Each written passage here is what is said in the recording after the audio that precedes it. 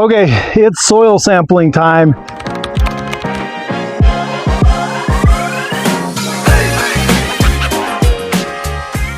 And this one has got me stressed out. I don't know. Since the very beginning, I've been like, I don't know how to do soil samples. I've never done them before. And I'm just like worried about it. I think I like everything that I've done out here. I think I'm overthinking it, but it's going to be fine. I think I'm settling in. I'm like, okay, we can do this. So the plan is that I'm going to take at least 2 samples from every section, maybe more. I'm just going to kind of wing it and decide as I get there. But I'm going to take a singular sample in an area that I think will be most impacted.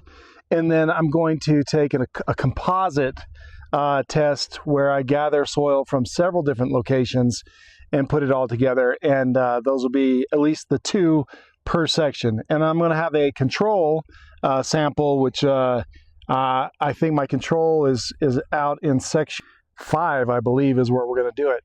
And so I've got to get a control sample there, label everything. I've got my sheets from the lab. I have to go through, label everything in coordination with the samples, putting all the samples in Ziploc bags, labeling those bags, and then have to match it all up, put it in a box, send it out to the lab. Anyway, it's got me really stressed, but I'm coming around to it. So that's what I'm going to do. Like I said, never done soil samples before, so should be interesting. One of the things I want to try to figure out before I get going too far, the Ziploc bags have a space for a label on them. I feel like in the past when I've done labels on Ziploc bags, they've kind of smeared. We'll give it a try and see what happens. I think I'm just going to say, like, I have I have a system in my head of how I'm going to do this. So I'm going to do 1A and then 1 composite. So that indicates that it's section 1, and there's an individual test, and then there's a composite test. It'll be 1A. That's what I was going to do.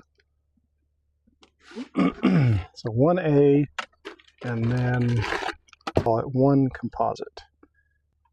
So 1A, 1 composite. I'm just going to let those dry for a second, and hopefully that works. And then I'm doing all of my samples with an auger and a drill. So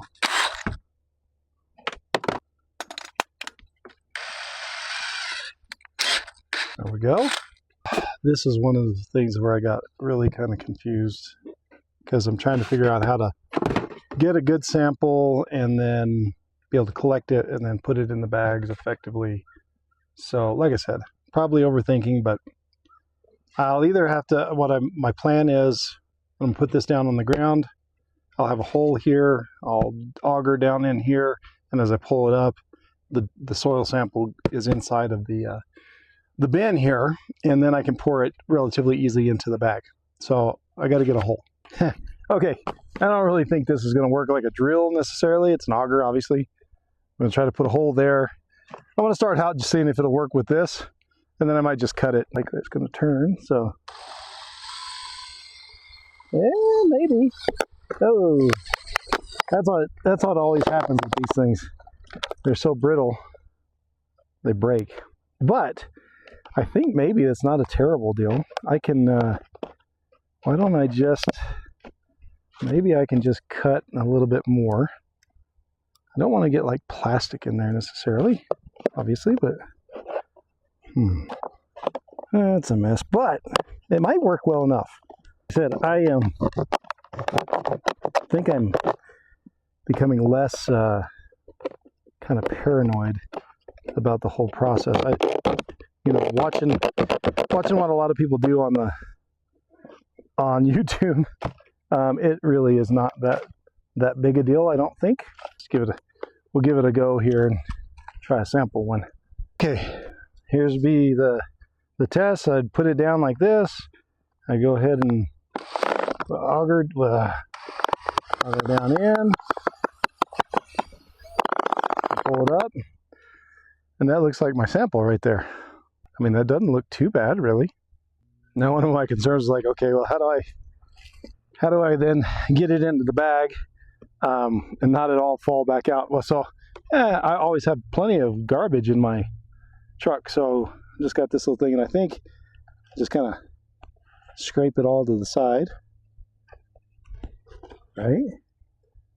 Like that.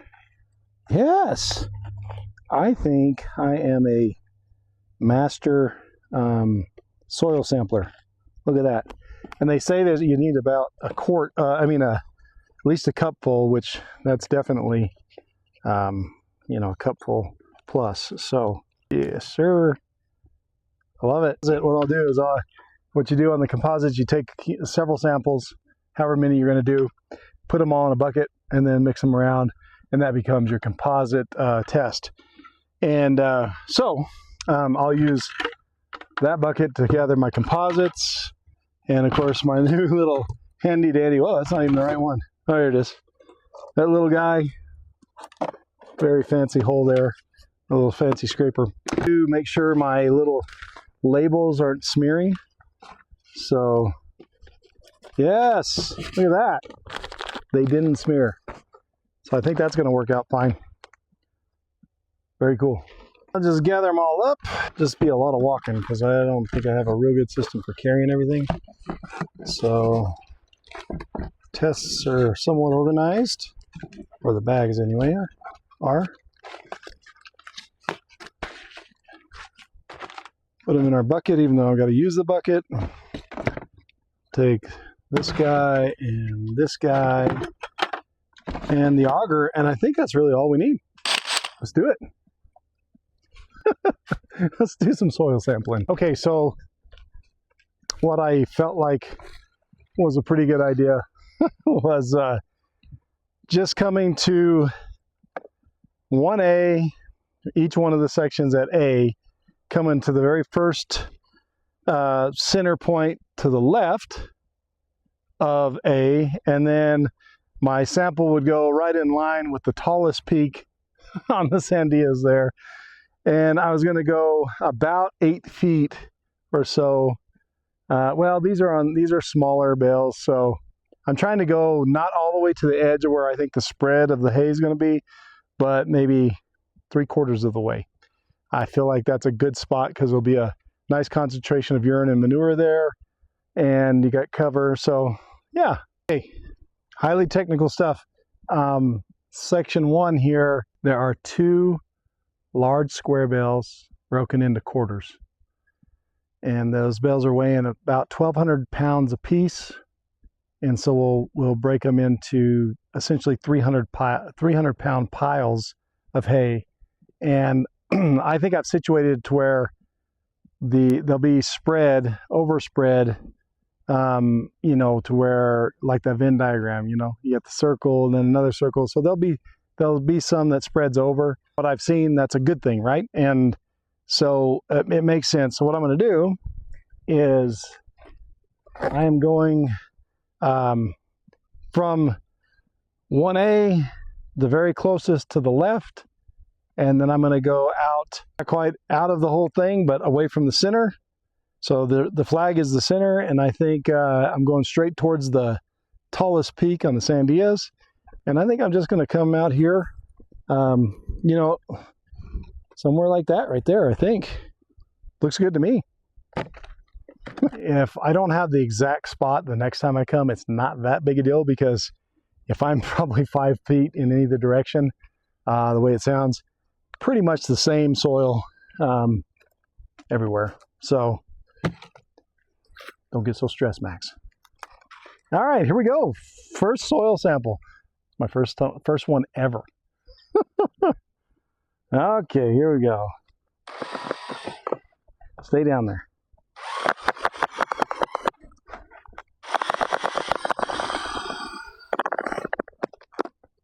Okay, that looks pretty good.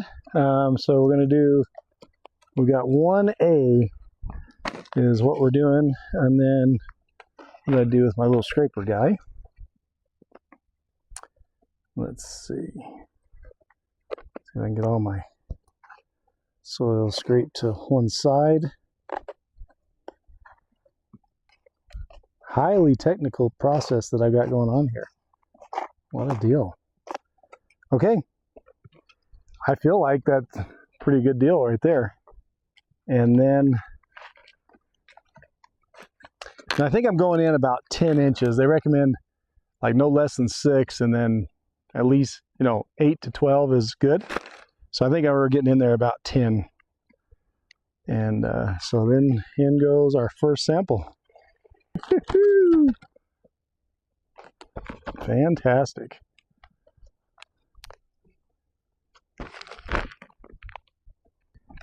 I know that that's at least a cup, but they say you can do more if you need to. So, like, I don't want to do all this and then send it out and they go, well, you didn't get enough. So I'm just going to get us some more.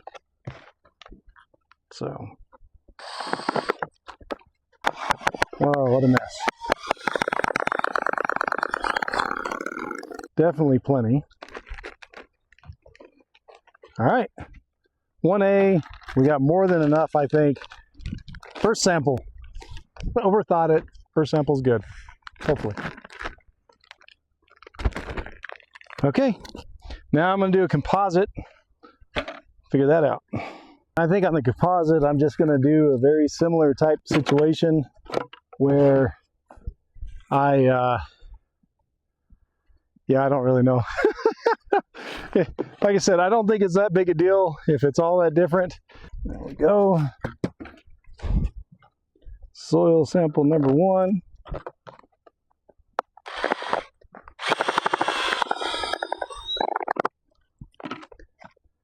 I think with this, the bucket, it's a little easier. I can just kind of drop it in there. It's a pretty slick deal. And then we'll go to the last one. Go out to my peak there, randomly right around here.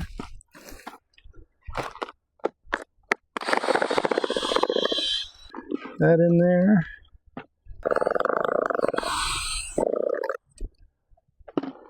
Just gonna spread out a little bit more. We'll get one over here.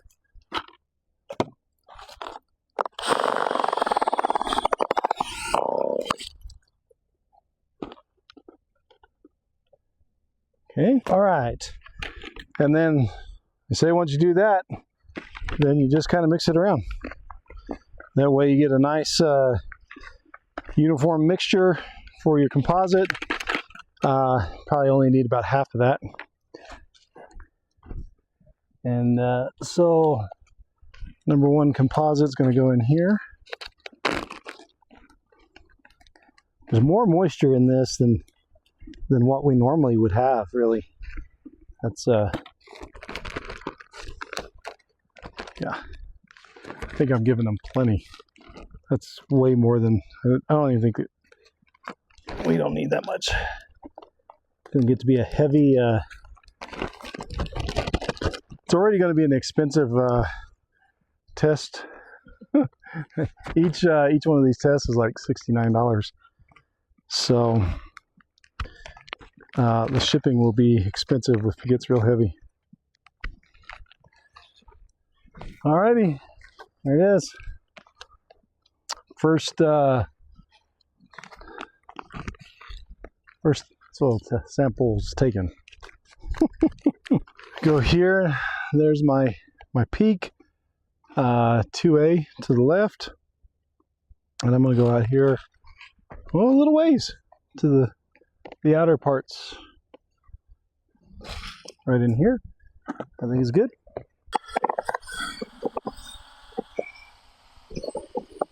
don't know what I ran into there. I can just put them in that bucket and mix it, because I'm going to go because I want to make sure I'm getting enough sample. So those, mix it, and that's my singular spot. So it'll be 2A.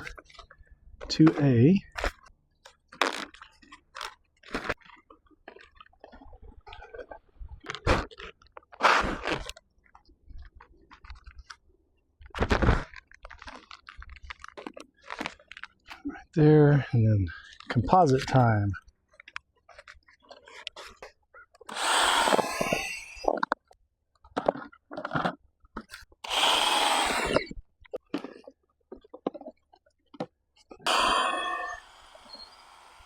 3.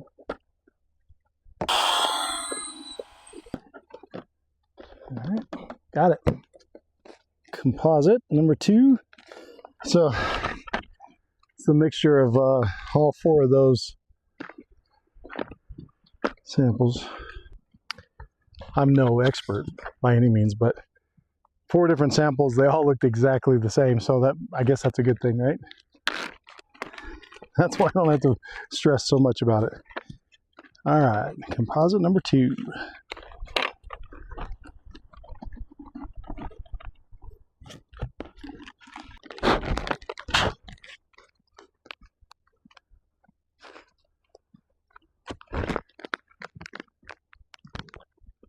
All right, there we go.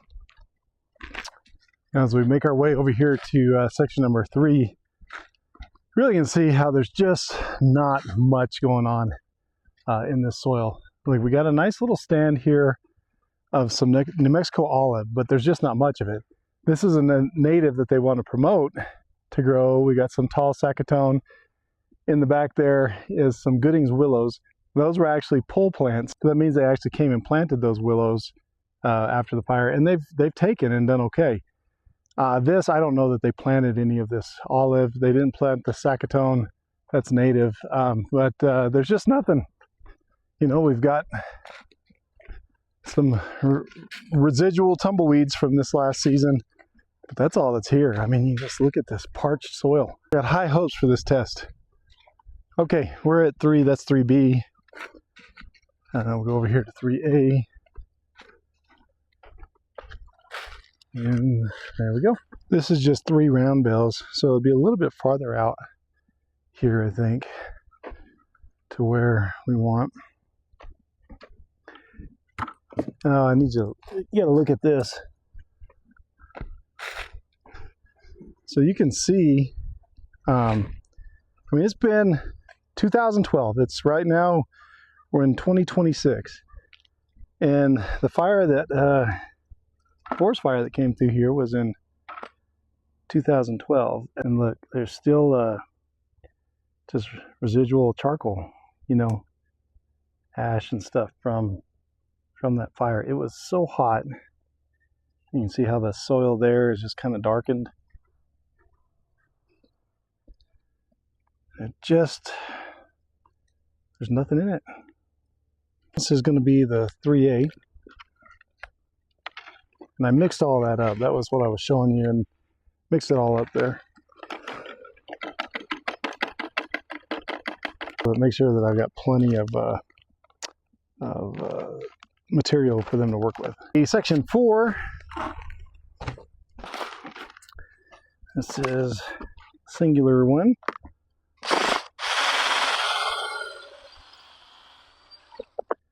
Right next to it here.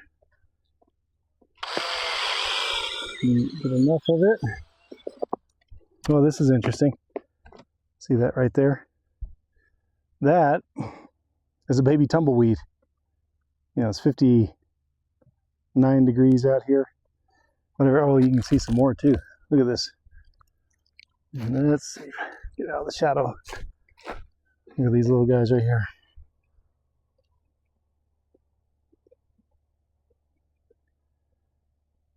So those are just baby tumbleweeds that are coming up already. We've had a little bit of moisture. We've had some very warm, it's a warm winter. And these little tumbleweeds already come up. That's what those guys, they turn into these, which is basically all of the vegetation that's out here. Look at that. Baby tumbleweeds already. So tumbleweeds, you know, are, you want to curse them all the time because they're just such a nuisance. They're prickly. They tumble everywhere. They fill up, you know, they cover houses and cars, and they're a terrible fire hazard. They're just horribly invasive. They choke out other native vegetation. In an instance like this, though, you know, anything growing is a good thing because we don't want the ground to be bare. We don't want bare soil because, especially out here in this arid Southwest, you know, the sun cooks it and it gets dry and it needs moisture, and that's the key to life of anything, right? Is moisture or water.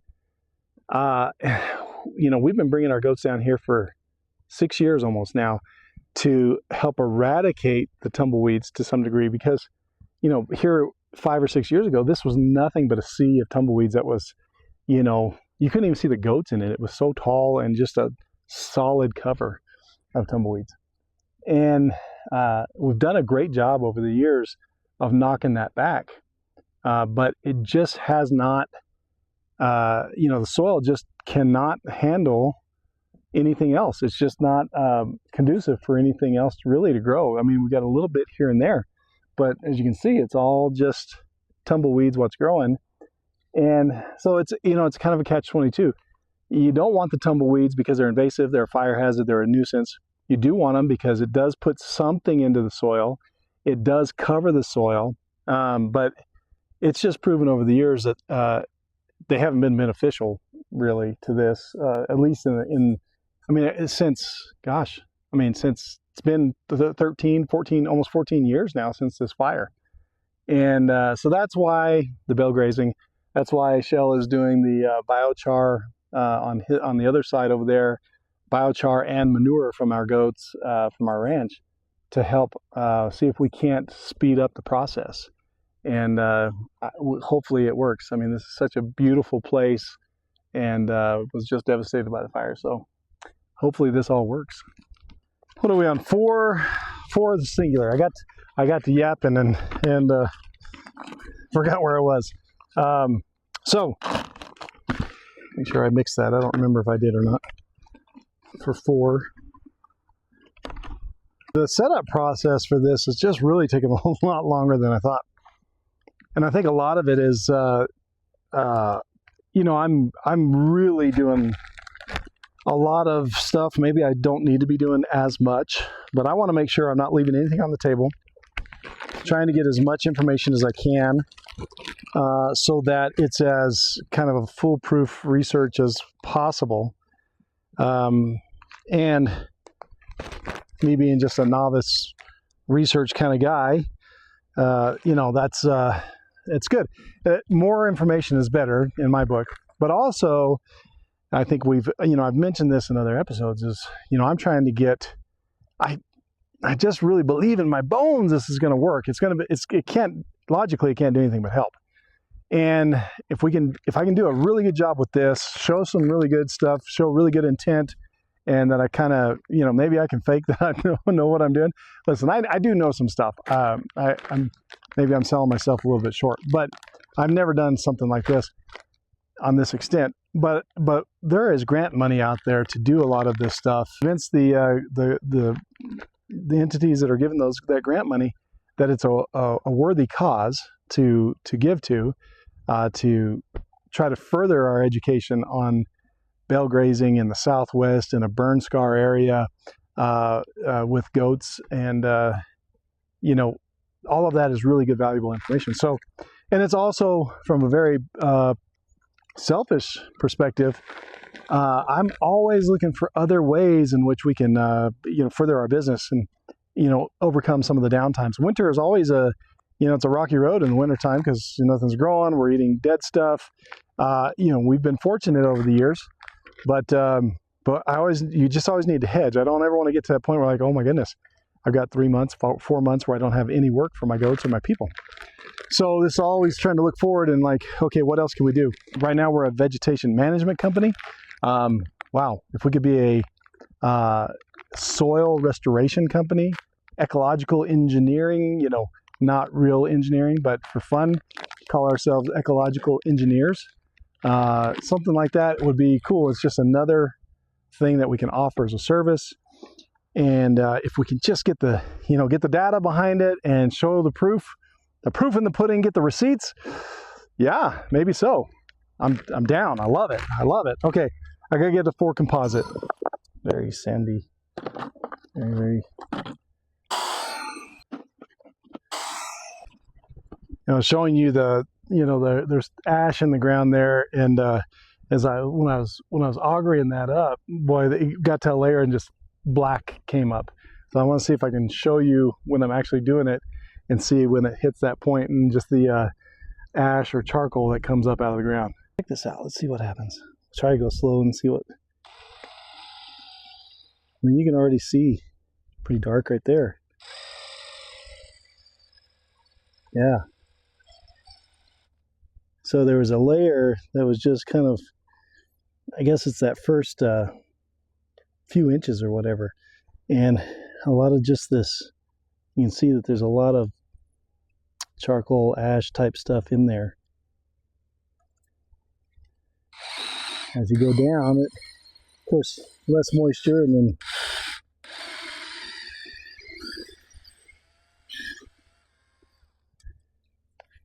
that's what this soil typically looks like. It's just kind of a sandy loam type of deal.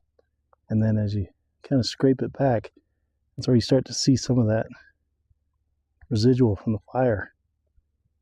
It's going to be interesting to see what the soil sample says with this. Huh. Pretty cool. 5, A, B, C, and D. These are all individual bales, so just do one per each of them. A, B, C, 5D. Yep, A, B, C, and D. That's what we got. Perfect.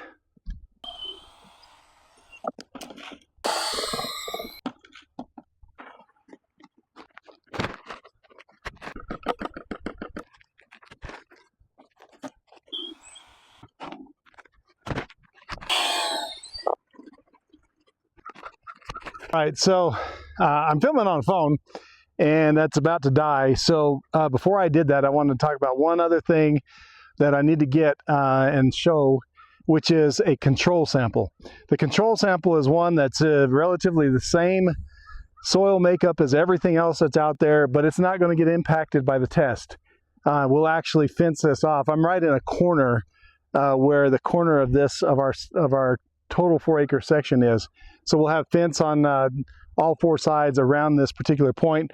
No goats get in, of course, no bales. It's just going to remain the same from now till whenever we decide we're done with this whole project. The control point gives you an idea of, you know, what it is with no impact over the period of time, so you can compare, you know, that we did have goats and bales and manure and pee and all of that stuff going on and working into the soil compared to nothing at all happening. So hence the word control.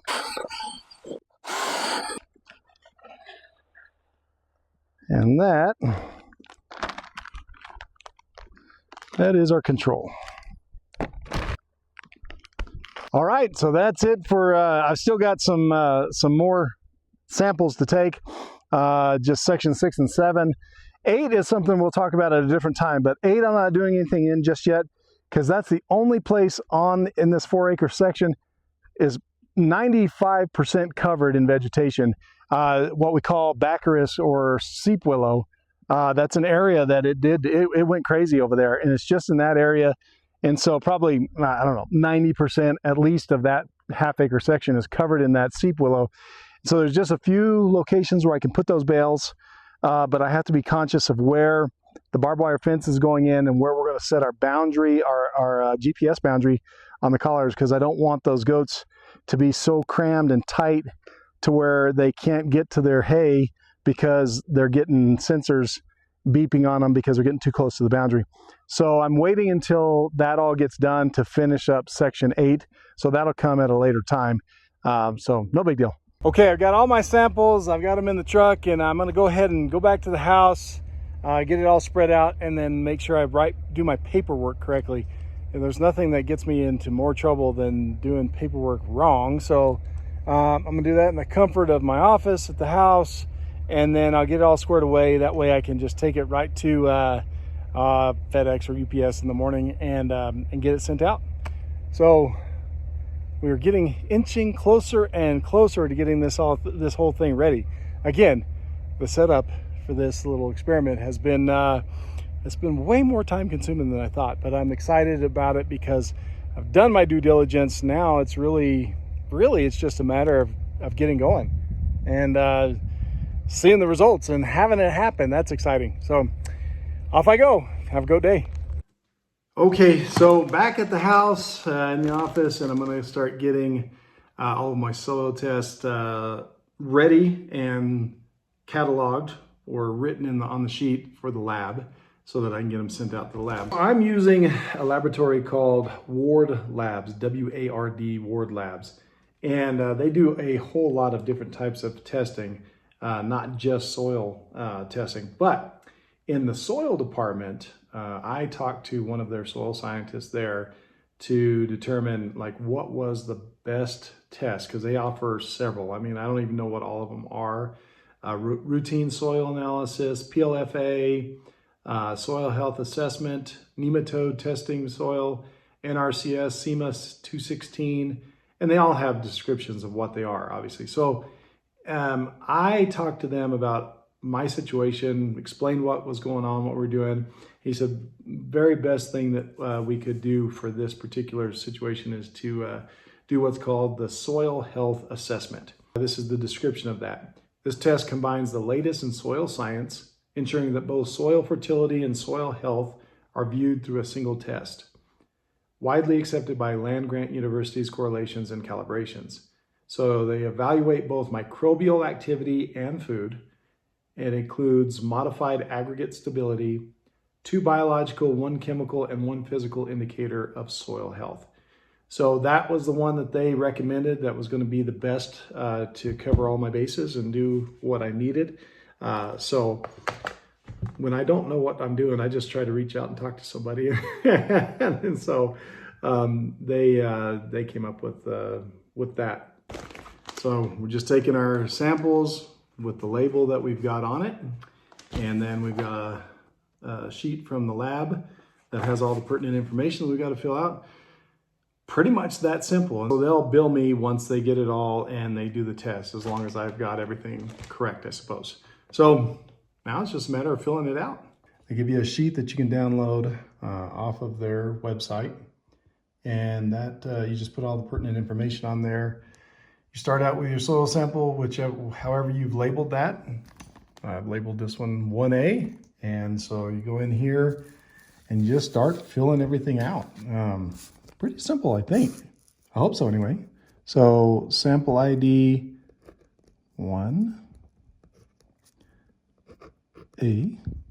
Look at that. And I'm not doing any crops, not yield per acre, crops to be grown, livestock integration. I don't think it matters in this case, and I'm going to write that down here. I've already talked to the guy, and so the biggest thing that I got to do is then fill out over here the test that's desired. They give you a table, and we're going to be doing the soil health assessment. Soil health.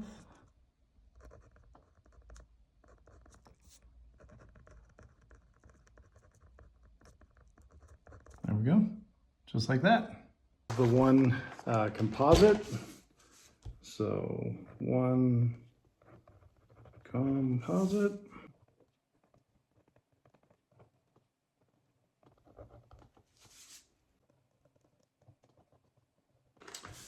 Three comp.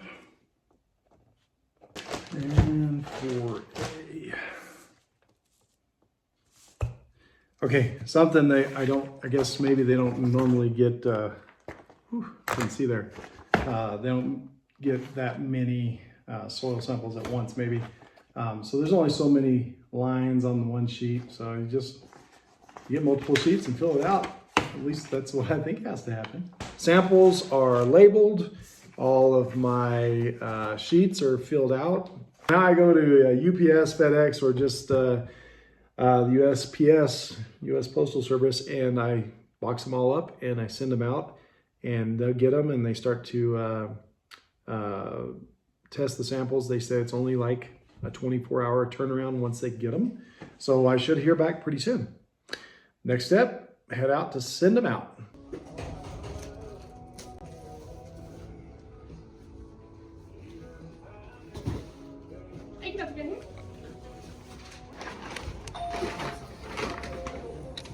All right, soil samples are in the mail or in UPS, and it's expensive. I knew it was going to be because it's heavy. So it ended up being $102 to ship it. off to Kearney, Nebraska to Ward Labs. So should hear back next week sometime and see what's going on in the soil. Should be exciting.